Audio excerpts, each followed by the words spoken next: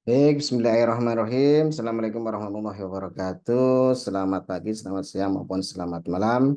Rekan-rekan mahasiswa dimanapun Anda berada. Kali ini kita kuliah untuk dasar komputer dan pemrograman untuk materi yang ke-10, yaitu algoritma dasar. Jadi kita akan membahas tentang algoritma. Jadi algoritma itu apa? Kita akan bahas di kuliah kali ini. Sejarahnya algoritma adalah ditemukan oleh Muhammad Ibnu Musa al-Khwarizmi, yaitu seorang ilmuwan Islam yang karya-karyanya dalam bidang aljabar maupun atau matematika, astronomi, astrologi, dan geografi sebagai dasar dari perkembangan untuk ilmu modern. Dari Al-Khawarizmi kemudian berubah menjadi algoritma dalam bahasa Inggris dan diterjemahkan menjadi algoritma dalam bahasa Indonesia. Jadi sebenarnya algoritma itu untuk apa? Ya, jadi kita akan terangkan di sini bahwa pada kuliah sebelumnya tentang pengantar untuk pemrograman dan bahasa pemrograman sudah kita bahas. Jadi pemrograman adalah langkah-langkah. Jadi bagaimana untuk membuat program pada sebuah komputer atau mesin. Nah, jadi untuk membuat sebuah program pada komputer atau mesin, nah, tentunya dibutuhkan apa? Yaitu langkah-langkah. Bagaimana langkah-langkahnya supaya program tersebut dapat berjalan dengan lancar, sedikit error, nah, tidak bermasalah saat dieksekusi. Ya, jadi dalam pemrograman berarti dibutuhkan langkah-langkah yang tersusun. Maka dari situlah dibutuhkan yang namanya algoritma. Nah, jadi untuk pengertiannya sendiri, algoritma itu apa? Yaitu urutan atau langkah-langkah untuk menyelesaikan pemrograman komputer. Jadi dalam pemrograman komputer itu harus tersusun urutannya maupun langkah-langkahnya sehingga tidak terjadi error atau tidak terjadi kerusakan pada program maupun nanti kerusakan pada alatnya. Untuk fungsinya sendiri apa aljabar tersebut? Yaitu aljabar yaitu memudahkan developer ya, jadi programmer dalam membuat program. Jadi menjadi lebih logis dan terstruktur. Jadi dengan adanya algoritma ini, maka pemrograman akan lebih logis dan lebih terstruktur. Kemudian fungsi yang kedua adalah membantu dalam memecahkan masalah yang kompleks. Jadi masalah kan banyak itu. Jadi bisa dipecahkan dengan cara membuat algoritma, yaitu masalah yang kompleks tersebut yaitu untuk mengembangkan perangkat lunak dan menyelesaikan tugas tertentu. Kemudian fungsi yang ketiga adalah pemecahan masalah, optimasi, pengolahan data maupun analisa kerja dan pemrograman komputer. Jadi fungsi yang ketiga ini bisa digunakan sebagai pemecahan masalah algoritma tersebut sebagai optimasi. Jadi bagaimana untuk mengoptimalkan. Kemudian dapat juga digunakan sebagai pengolahan data, analisa kerja, dan pada pemrograman komputer. Jadi banyak sekali fungsi untuk kegunaan daripada algoritma. Contoh, sini ada contoh kita ya sebelum masuk ke pemrograman. Kita analogikan. Jadi algoritma itu seperti apa? Yaitu langkah-langkah atau urutan yang urut atau yang sesuai. Jadi di sini kita contohnya adalah membuat kopi. Nah, secangkir kopi ya. Bagaimana? Yaitu bahwa untuk membuat secangkir kopi kita perlu memasukkan input. Nah, jadi untuk membuat inputnya apa? Maka input untuk kopi adalah bubuk kopi. Sedangkan outputnya apa? Yaitu minuman segelas kopi. Nah, jadi contoh algoritma adalah sebagai berikut. Dan sebagai permulaannya, siapkan peralatan yang digunakan dan bahan yang dibutuhkan. Yaitu contohnya cangkir, sendok, kopi, gula, dan air panas. Kemudian algoritmanya apa? Ya, susunannya, langkah-langkahnya yang pertama adalah masukkan kopi dan gula ke dalam cangkir. Setelah itu, langkah yang kedua, masukkan air panas ke dalam cangkir. Kemudian Tiga, aduk campuran kopi dan gula menggunakan sendok. Kemudian yang keempat, kopi sekarang selesai dibuat dan siap disajikan. Kemudian yang kelima adalah selesai. Jadi ini adalah contoh langkah-langkah yang tersusun dalam membuat sebuah cangkir kopi. Dari langkah-langkah ini tidak bisa dibalik. Jadi misalnya aduk dulu kopi dengan menggunakan sendok, tetapi kopi dan gulanya belum dimasukkan. Jadi langkahnya misalnya dari 3 dulu kemudian 1. Itu kan tidak bisa karena tidak ada kopi yang diaduk sehingga tidak bisa menjadi kopi. Jadi langkah yang awalnya adalah harus masukkan dulu kopi dan gulanya ke dalam cangkir, baru masukkan air panas. Jadi kalau misalnya dari kopi dan gula kemudian langsung langkah yang ketiga dinaikkan tanpa adanya air panas, kan tidak mungkin juga akan menjadi kopi. Jadi langkah-langkah yang tersusun itu harus diikuti sehingga kopi tersebut bisa menjadi sebuah kopi yang nikmat untuk disajikan. Sama halnya dengan pemrograman. Jadi langkah-langkahnya adalah mulai dari masuk input, kemudian diproses, setelah itu baru keluar output dan selesai. Jadi pemrograman hampir sama langkah-langkahnya dengan langkah-langkah dalam penerapan sehari-hari.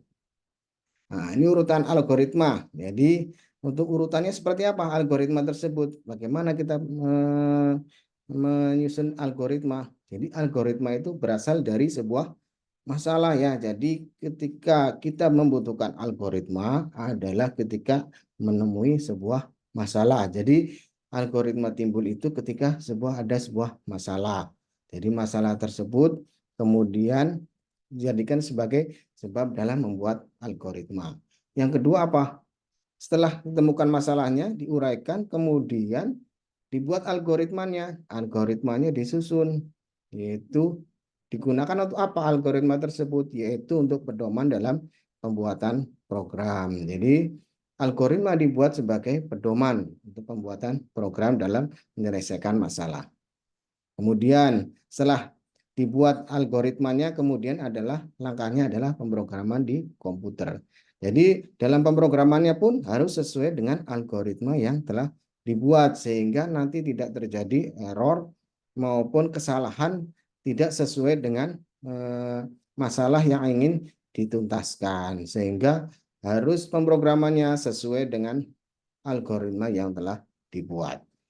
Ya sudah, maka solusinya apa? Solusinya adalah jika pemrogramannya sudah sesuai dengan pedoman algoritma, maka solusi terhadap masalah tersebut dapat diselesaikan. Jadi urutan algoritma adalah yang pertama yaitu masalah, yang kedua pembuatan algoritma, kemudian yang ketiga pemrograman di komputer, dan yang keempat adalah solusi terhadap sebuah masalahnya. Untuk penulisan algoritma seperti apa? Jadi untuk ketika ingin membuat sebuah program di komputer dalam menyelesaikan sebuah masalah yang terjadi, kita akan inputnya masalah dulu. Kemudian kita ingin menulis algoritma. Jadi algoritma seperti apa sih? Nah, ada cara-cara penulisan algoritma. Nah, di sini kita jelaskan bahwa cara-cara penulisan algoritma dapat dibagi menjadi 3, yaitu yang pertama yaitu menggunakan kalimat deskriptif. Jadi penulisan algoritma juga dapat dilakukan dengan kalimat deskriptif.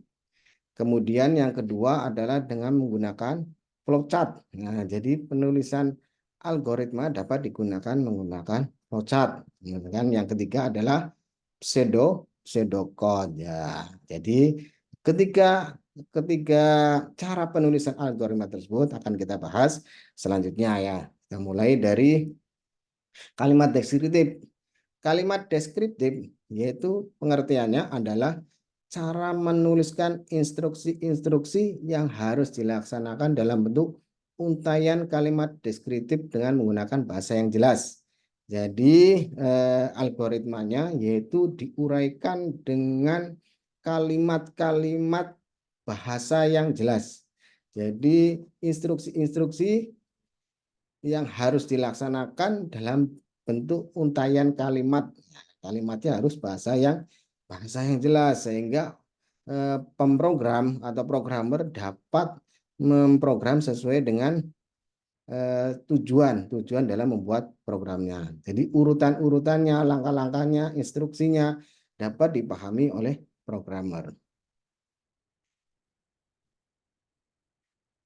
Untuk cara-caranya seperti apa untuk membuat kalimat deskriptif? Yaitu yang pertama adalah yang satu harus membuat dengan bahasa yang baku. Nah, bahasanya harus yang baku ya, jangan bahasa yang tidak diketahui oleh publik. Jadi harus semua bisa dipahami oleh semua orang. Jadi dan dalam bahasa yang baku, bahasa yang jelas.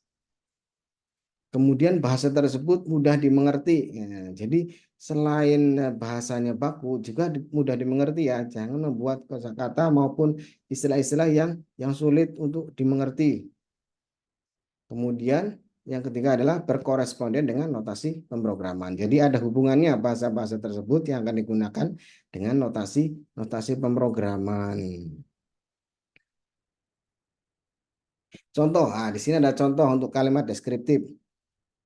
Di sini kita akan membuat program persegi panjang. Terangannya adalah program persegi panjang tersebut adalah untuk menghitung luas persegi panjang. Jadi programnya digunakan adalah untuk menghitung luas persegi panjang. Algoritmanya seperti apa?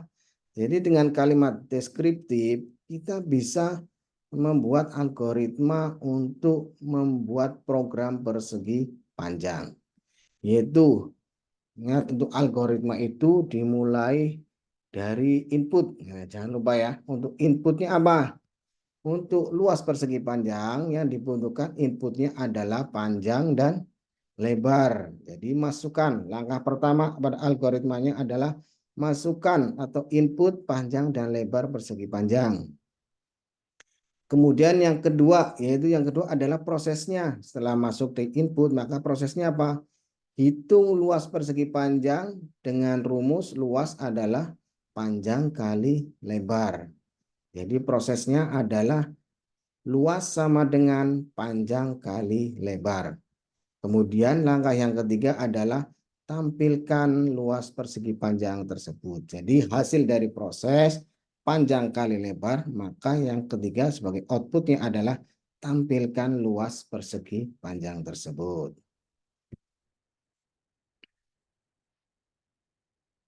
Kemudian cara penulisan algoritma selanjutnya sini apa? Yaitu dengan cara flowchart. Flowchart adalah cara menuliskan instruksi-instruksi yang harus dilaksanakan dalam bentuk simbol-simbol diagram alir. Jadi untuk instruksi atau perintah yang akan dilaksanakan dalam bentuk simbol-simbol diagram alir. Kalau yang deskriptif tadi adalah dengan untaian kalimat yang jelas, yang baku. Kalau flowchart yaitu dalam bentuk simbol-simbol diagram alir. Jadi untuk bentuk-bentuknya sendiri, nah di sini nanti akan kita jelaskan. Untuk langkah-langkahnya, untuk flowchart yaitu pilih bahasanya dulu. Jadi kita akan menentukan yaitu bahasanya apa untuk flowchart tersebut. Jadi dalam flowchart tersebut juga terdapat kalimat nanti di dalam simbol-simbolnya. Jadi dipilihlah bahasa yang akan digunakan. Bisa bahasa Indonesia, bahasa Inggris, atau yang lainnya. Jangan lupa ketika kita sudah memilih bahasa yang kita gunakan, maka bahasa tersebut harus baku. Bisa dimengerti oleh semua orang. Dan mudah dipahami oleh programmer ya. Kemudian masukkan kalimat dan simbol. Jadi kalimat-kalimat dalam yang ingin kita instruksikan atau perintahkan itu dimasukkan dalam simbol. Jadi dalam simbol dimasukkan kalimat-kalimat.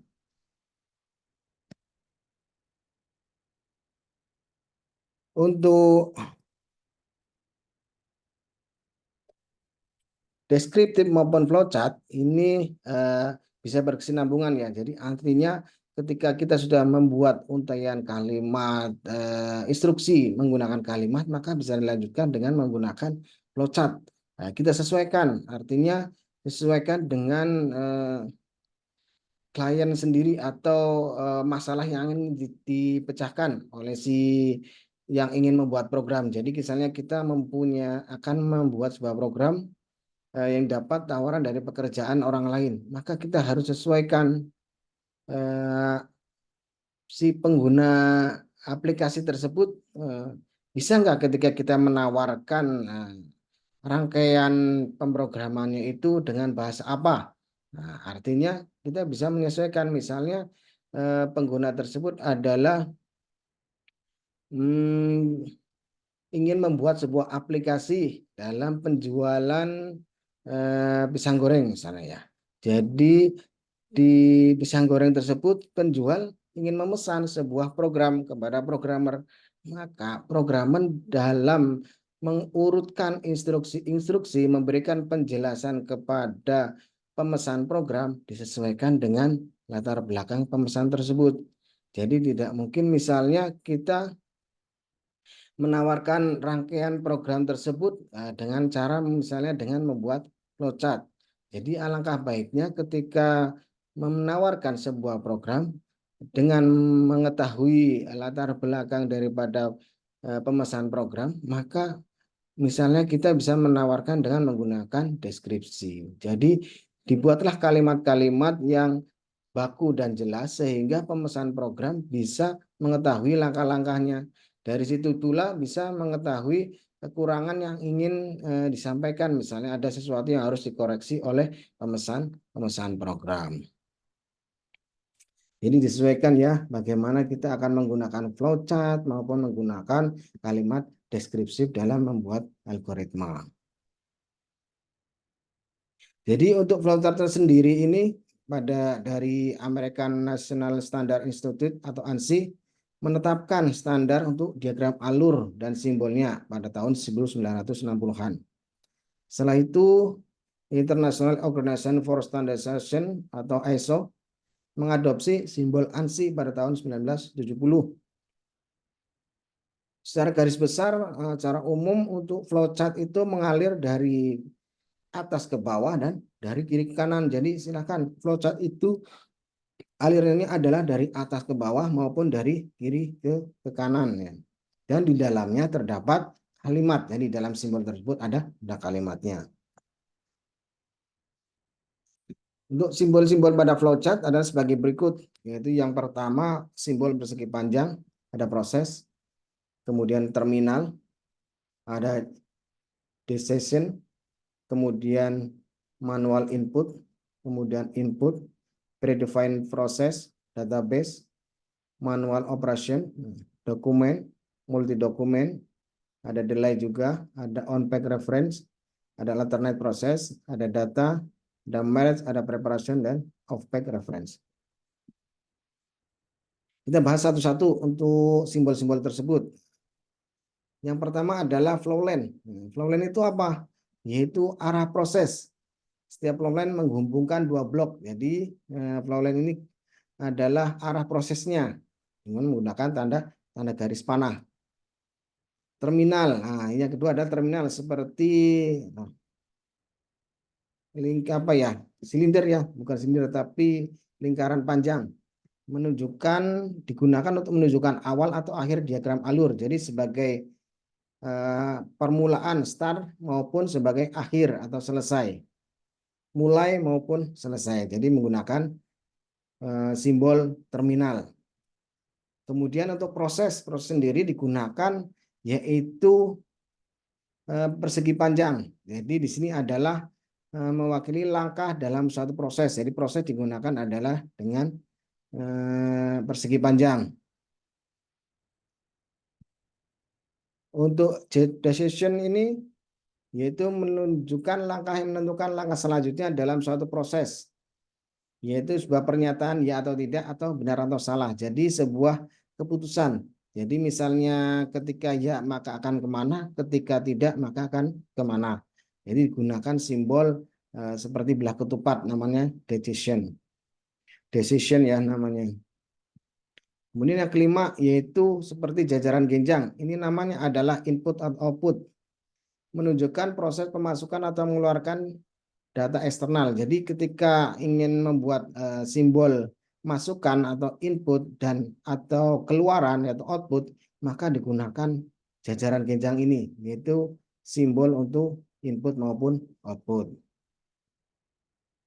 Kemudian yaitu annotation, annotation atau komen, yaitu menunjukkan informasi tambahan mengenai langkah dalam suatu proses. Jadi adalah komennya, ada annotationnya. Jadi untuk informasi tambahannya apa? Nah, informasi tambahannya dapat disebutkan dalam komen tersebut. Depan.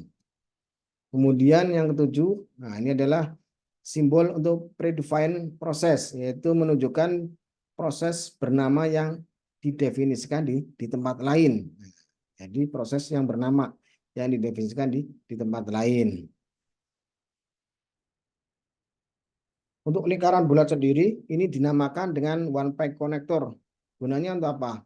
Yaitu pasang one pack, maksudnya on pack ya, on pack connector.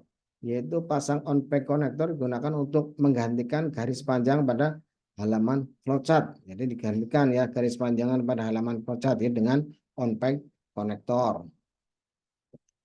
Nah, selain on pack di sini nomor 9 adalah off pack ya. Jadi off pack ya hampir seperti persegi panjang yang di bawahnya ada segitiga. Jadi konektor di luar halaman digunakan saat target berada di halaman lain. Ada setengah daripada lingkaran panjang, itu namanya delay. Nah, jadi bahwa simbol tersebut digunakan bahwa setiap periode penundaan yang merupakan bagian dari proses. Untuk segi panjang yang dengan siku itu ada namanya alternate proses. Itu sebuah alternatif untuk langkah proses normal. Garis aliran ke blok proses alternatif biasanya putus-putus ya. Sedangkan untuk jajaran genjang yang dengan siku yang agak bulat itu digunakan data sebagai data ya, masukan atau keluaran data. Ini adalah kita menggunakan data bisa gunakan jajaran genjang dengan siku yang tumpul. Untuk dokumen sendiri sudah terbiasa ya untuk bentuknya, yaitu ini adalah simbol untuk dokumen. Jangan jika banyak adalah multi dokumen. Simbolnya adalah beberapa dokumen, ada 3 lembar, gambarnya seperti itu untuk menyimpulkan untuk beberapa dokumen. Untuk langkah persiapan yaitu bisa digunakan dengan segi 6. Nah, ini namanya segi 6 ya, preparation. Jadi persiapannya apa? Ini juga sering digunakan untuk simbol ini, preparationnya. Sedangkan untuk display, ini hampir seperti lingkaran panjang tadi, kemudian ada kuncupnya. Jadi sebagai tampilan untuk mesinnya tersebut. Simbol ini adalah kemudian adalah untuk manual input, yaitu data atau informasi ke dalam sebuah sistem. Kemudian ada manual operation, yaitu langkah proses yang tidak otomatis. Nah, bisa digunakan simbol seperti ini. Prisma yang terbalik ya, seperti prisma ya. Ini kita contohkan. Jadi untuk alur flowchart itu dari kiri ke kanan dan dari atas ke bawah. Ya, jadi sini dari startnya mulai, kemudian decision keputusannya. Ketika yes maka ke proses selanjutnya. Kemudian ketika no akan proses selanjutnya dan akhir. Sama juga ketika yes maka proses ke akhir juga. Ini adalah sebuah contoh untuk alur daripada flowchart dari kiri ke kanan dan dari kanan ke bawah. Kita contohkan seperti tadi. Nah, di sini ada sebuah contoh untuk membuat program persegi panjang. Dari alirannya itu dari atas ke bawah ya. Jadi flowchartnya dari atas ke bawah. Mulai dengan star. Star itu kita gunakan adalah lingkaran persegi panjang. Nah, lingkaran panjang ya. Mulai. Kemudian deklarasi. Ini preparation digunakan sebagai deklarasi dari persiapannya apa, yaitu dengan mendeklarasikan panjang, lebar dan luasnya. Jadi diketahui dulu panjangnya apa, luas lebarnya apa dan luasnya apa. Dari situ kemudian membaca nilai panjang. Jadi setelah dimasukkan input, nah ini jajaran genjang ini adalah input maupun output, nanti di bawahnya ada lagi. Jadi membaca nilai inputnya apa? Yaitu panjang dan lebar.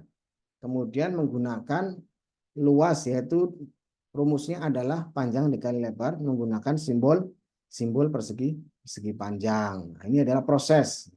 Kemudian untuk outputnya kita menggunakan tampilan simbol yaitu jajaran genjang. Tampilkan nilai luas. Jadi ketika proses sudah dihitung, luasnya itu panjang kali lebar, kemudian tampilkan luas. Setelah itu program selesai. Jadi program persegi panjang ini sudah tadi kita buat menggunakan kalimat deskriptif. Nah, sekarang kita gunakan dengan menggunakan alur flowchart. Nah, jadi setelah dibuat menggunakan kalimat deskriptif, kemudian dapat diuraikan dengan menggunakan flowchart.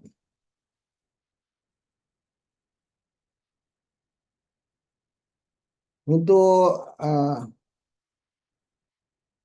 pembuatan algoritma dapat juga selain dari menggunakan kalimat deskriptif maupun flowchart, dapat digunakan yang ketiga yaitu pseudocode.